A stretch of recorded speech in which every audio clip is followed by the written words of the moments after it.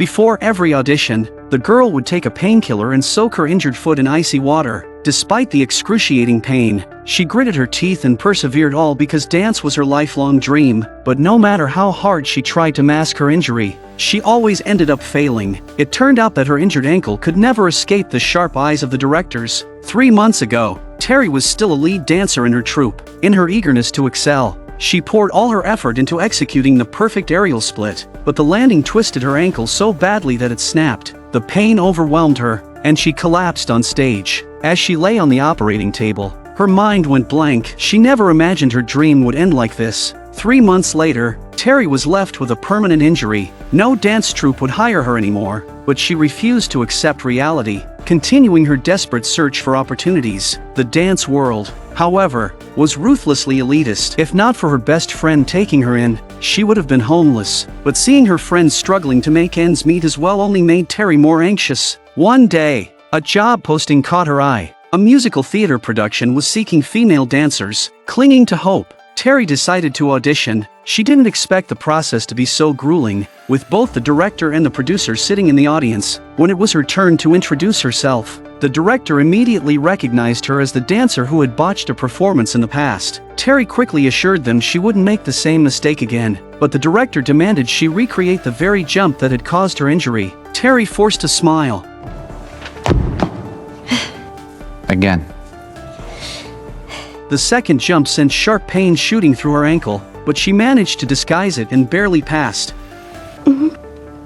Again. Yet the director seemed intent on testing her, making her repeat the jump over and over until her injured foot was fully exposed. With a mocking sneer, he walked away. As Terry sank into despair, the producer, Marchand, unexpectedly offered her an opportunity, one that required her to mimic a pig wagging its tail. Humiliated by the degrading demand, Terry flatly refused. After leaving the stage, she was so despondent that she swallowed 3 painkillers in one go. Still unwilling to give up, she followed Marchand, hoping to plead her case. She trailed him into a luxury apartment building but was stopped by the doorman. Just as she was fabricating an excuse to get inside, the painkillers began to take effect. Dizzy and stumbling, Terry had no choice but to leave. Fortunately, as she was about to collapse, an elderly couple at the entrance caught her and, seeing her disoriented state, kindly took her home to rest. The next morning, Terry woke to find herself in the very building Marchand lived in. The elderly couple turned out to be residents of the building. Terry planned to thank them and leave, but they warmly invited her to stay for breakfast. Unable to decline, she joined them. During the conversation, the couple revealed they had a good relationship with Marchand and could put in a good word for her. As Terry marveled at her stroke of luck, an even greater surprise awaited her. The couple took her on a tour of their home. Showing her a room they said she could move into rent-free. Terry was incredulous. Why were these strangers so kind to her? The couple explained they were wealthy and enjoyed helping others. In the past, they had taken in a girl who was going through tough times. Terry hesitated but thought about easing her friend's burden and the chance to get closer to Marchand. She accepted their offer. Soon, she packed her things and moved out of her friend's place. While unpacking, she discovered a ballet shoe left behind by the previous tenant. To her surprise, it belonged to another dancer. Her thoughts were interrupted by a knock at the door. Minnie, the elderly woman, had brought her flowers and invited her to a gathering at Marchand's place that evening. Eager to meet Marchand, Terry agreed immediately. When she arrived at his apartment, however, she discovered she was the only guest. The couple had canceled last minute. Awkward at first, Terry found Marchand unfazed. He even shared details about the musical he was producing. Seizing the moment, Terry pitched herself for a role. Marchand deflected with a toast, leaving her embarrassed but obliging. One drink in, dizziness overtook her. At first, she thought it was the painkillers, but as she staggered out of Marchand's home, she found herself transformed into a radiant star. Dressed in an exquisite costume, she stepped onto a grand stage, dancing with Marchand under a spotlight. The applause was deafening until she was suddenly placed on a table draped with black silk. Male dancers surrounded her, forming a glowing octagram. As the black silk was pulled away, a kaleidoscopic demon emerged at her feet. Terry woke with a start. It was just a dream, or so she thought, until she realized she was lying in Marchand's bed. Dazed, Terry barely had time to process what had happened before Marchand urged her to get ready for work. She had been hired. Elated, Terry vowed to seize this hard-won opportunity, but her injury slowed her down, drawing disdain from the lead actress. who accused her of using Marchand to secure the job. Humiliated, Terry kept her head down, suppressing her anger. One day, she noticed strange red marks on her body, compounding her frustrations. Returning home, Minnie invited her over. A friend of Minnie's offered a mysterious balm said to cure injuries. Skeptical but polite, Terry let them apply it to her ankle. That night, vivid nightmares plagued her again, but when she woke, her ankle was miraculously pain-free. Testing it with a jump, she realized she could dance like before. Thrilled, Terry gave her best performance yet, earning the director's admiration. Her life finally seemed back on track. The first thing Terry did upon receiving her paycheck was to buy her best friend the scarf she'd been yearning for, as a gesture of gratitude for her support. Seeing her friend twirling with joy, Terry also joined the celebration, donning a luxurious fur coat, an extravagant gift from the elderly couple. Just 2 hours earlier, she had taken her friend to the building's masquerade ball. Feeling uneasy under the gaze of others, Terry grew increasingly self-conscious. But then came an unexpected surprise. The elderly couple gifted her an expensive fur coat. Overwhelmed, she felt both flattered and confused by the generosity. Perhaps they truly saw her as their daughter. While admiring herself in the mirror, she lowered her gaze and thought she saw a strange illusion, perhaps a side effect of too much alcohol. After her friend left, Terry was struck by a wave of nausea and rushed to the bathroom, vomiting for what felt like hours. The next day, she visited a doctor recommended by Minnie and was shocked to learn she was unexpectedly pregnant. She told her best friend immediately but couldn't bring herself to tell Marchand, fearing he'd make her leave the production. Anxious about the future, her friend sympathized and suggested a clinic where she could terminate the pregnancy. Before Terry could decide, the elderly couple somehow found out about her pregnancy through the doctor. This infuriated Terry, as her privacy had been breached. When they offered to accompany her to prenatal checkups, Terry snapped, declaring she planned to terminate the pregnancy the next day, as she wasn't in any position to raise a child. She assumed her response would end the conversation, but the couple instead led her to a room where an antique crib stood in the center. They explained that they had always longed for a child but had never been able to conceive. Now, they hoped Terry would keep the baby and promised her an offer she couldn't refuse. You want your name up in big flashy lights, on a big marquee.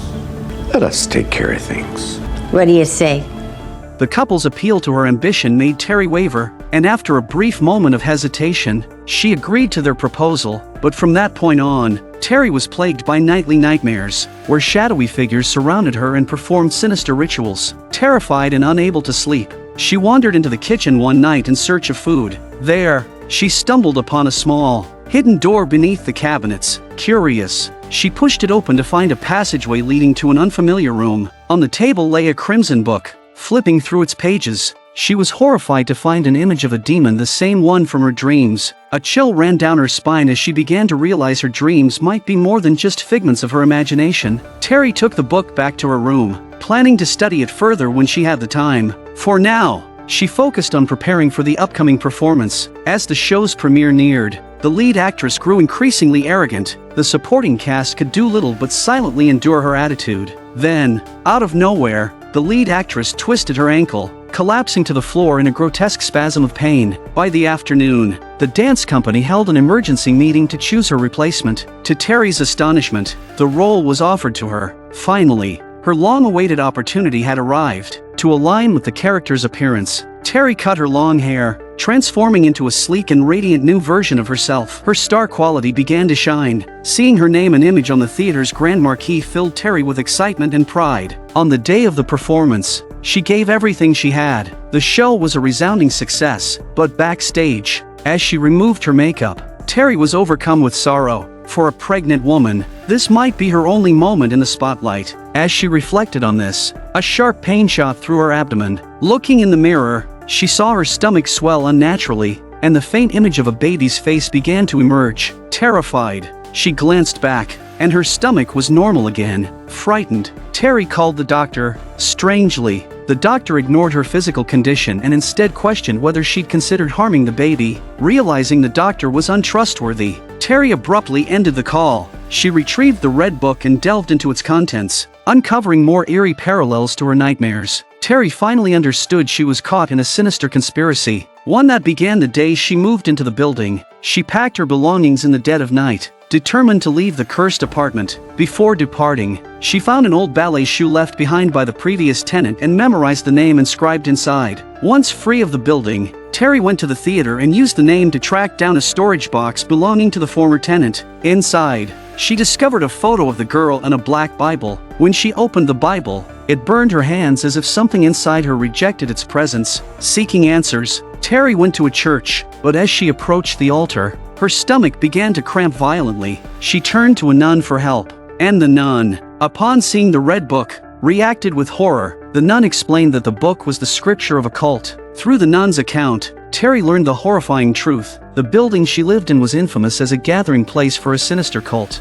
Years ago, the cult had succeeded in summoning a demon and left behind its offspring. Legend had it that with the right host, the demon could be reborn into the human world. The previous tenant, the girl whose belongings Terry had found, had come to the church to confess. Tragically, she later died in a mysterious car accident. Terry's stomach convulsed again, and she realized the horrifying truth: she might be carrying the demon's child. Terrified, Terry and her friend sought out a clandestine clinic to end the pregnancy before it was too late. But during the procedure, Terry's body moved uncontrollably, throwing the doctor across the room. The doctor's body twisted unnaturally as if controlled by an invisible force. Panicked, the two fled the clinic. Terry realized the only way to end this nightmare was to confront it at its source. Bidding her friend farewell, she returned to the building where it all began. While waiting for the elevator, she saw Minnie descending with her friend's scarf around her neck. Alarmed, Terry followed but lost her trail upon reaching the basement. As she returned to the elevator, it suddenly descended to an unmarked floor, -2. There, she found the cult's hidden sanctuary. As Terry ventured deeper into the cult's lair, fragments of her memories began to resurface with startling clarity. The flickering candelabras, the ornate masks laid upon the table, all the haunting images from her dreams were real. Then, out of the shadows, Marchand appeared. The moment she saw him, everything came rushing back. She remembered that night, how he had drugged her, left her unconscious, and delivered her to this place to be restrained. Surrounded by the cult's watchful eyes, she had been violated, her body used against her will. Seeing that Marchand was still brainwashing himself, Terry stabbed him to death with a knife. But as he collapsed, she realized the masked man from her nightmares wasn't Marchand, it was Roman, the true heir to the demon. Roman escaped, leaving Terry trapped in the cult's lair. Fleeing to her room, she found the elderly couple waiting for her. Seeing Minnie wearing the scarf, Terry knew her friend had met a grim fate. Desperate, she turned the knife on herself, intending to end the nightmare. But no matter how hard she pushed, the blade wouldn't pierce her abdomen, as if the child inside was resisting. Overcome with pain, Terry collapsed. Roman appeared, declaring that she was privileged to be chosen as the demon's vessel, an honor far greater than fame. After relentless coercion and temptation, Terry finally succumbed. She was escorted deep into the cult's sanctuary. As the chosen mother of the demon, her arrival was met with thunderous applause and reverence. For the first time, she experienced the intoxicating thrill of absolute adoration, the kind she had always dreamed of. Hail Satan! Hail! Lost in the moment, Terry began to dance, her movements exuding regal confidence, as though she were an unstoppable queen. The crowd's enthusiasm was infectious, their cheers rising to a fever pitch. Then, Terry slowly approached Minnie, calmly pulling the scarf from her neck. Without a word, she turned and walked toward the window. By the time Minnie realized something was amiss, it was too late. The story ends in tragedy. Terry had always believed she was destined to be extraordinary, yearning for the world's admiration, but in the end, those glittering dreams became a trap, ensnaring her in a web of darkness and despair, just as Marchand had foretold. You know you crave the spotlight. You've always belonged in the dark.